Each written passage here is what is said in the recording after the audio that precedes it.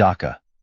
Bangladesh Prime Minister Sheikh Hasina of Bangladesh resigned and left the country on Monday following weeks of escalating protests against a government job quota system. The protests, which initially focused on the job quota, turned violent and became a broader challenge to her 15-year rule.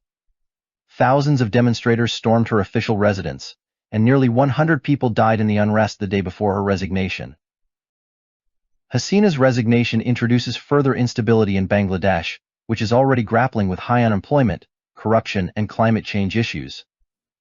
The Prime Minister was seen boarding a military helicopter with her sister, and the military chief, General Wakar Zaman, announced plans to seek the president's guidance on forming an interim government. He also promised a military investigation into the deadly crackdown on the student-led protests. The protests began peacefully with students demanding an end to a quota system that they claimed favored those connected to Hasina's Awami League party. However, the demonstrations evolved into a significant challenge to Hasina and her government. The 76-year-old leader, the longest-serving female head of government, was re-elected for a fourth consecutive term in a January election that was boycotted by her main opponents. Thousands of opposition members were jailed before the polls, and the US and the UK criticized the election results as not credible, though the government defended them. Under Hasina, Bangladesh had strong ties with countries like India and China, but strained relations with the US and other Western nations over concerns about human rights violations and press freedoms in the predominantly Muslim nation of 170 million people. Her political opponents accused her of becoming increasingly autocratic, leading to the current unrest. After her departure, people stormed her residence, taking furniture and food. Protests continued even after the Supreme Court ruled last month to drastically cut the quota system, which reserved up to 30% of government jobs for family members of veterans from Bangladesh's War of Independence against Pakistan. The government's forceful response to the demonstrations resulted in nearly 300 deaths since mid-July. At least 95 people, including 14 police officers, died in clashes in Dhaka on Sunday, according to the Bengali-language daily newspaper Pratham Alo. Hundreds more were injured, and at least 11,000 people have been arrested in recent weeks. Schools and universities across the country closed, and authorities imposed a shoot-on-sight curfew. The government also shut down mobile internet on Sunday and briefly cut broadband internet on Monday morning to quell the unrest. Protesters called for a non-cooperation movement, urging people not to pay taxes or utility bills and to skip work on Sunday, a working day in Bangladesh.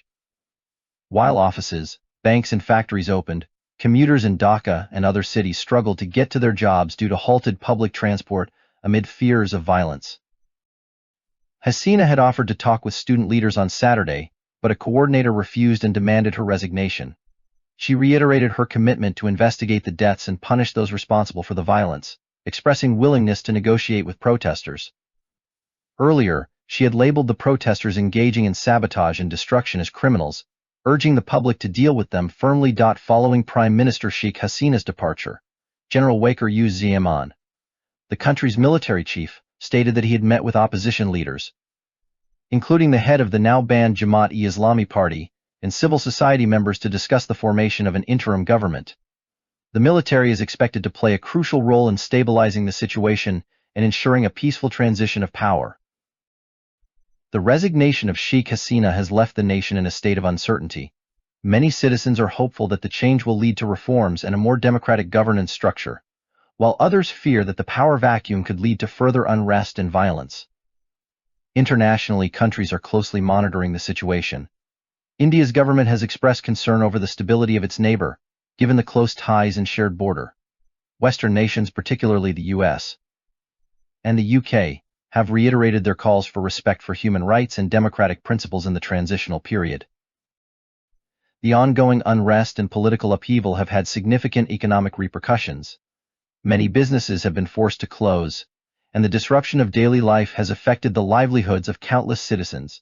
Economists warn that prolonged instability could deter foreign investment and hinder Bangladesh's economic growth. However, there is also a sense of cautious optimism among some sectors that a new government could implement necessary reforms to address corruption and improve economic conditions. The student-led protests that initiated the current crisis highlight the growing political engagement and influence of Bangladesh's youth and civil society. Their demands for transparency, fairness, and accountability reflect broader societal desires for change. As the nation navigates this turbulent period, the role of young people and civil society organizations will likely be crucial in shaping the future political landscape. In the coming days, Bangladesh's parliament is expected to convene to discuss the formation of an interim government. The military has assured the public that they will support a democratic transition and are committed to maintaining order and stability. There are calls from various quarters for inclusive dialogue involving all political parties and stakeholders to ensure a peaceful and legitimate resolution to the crisis.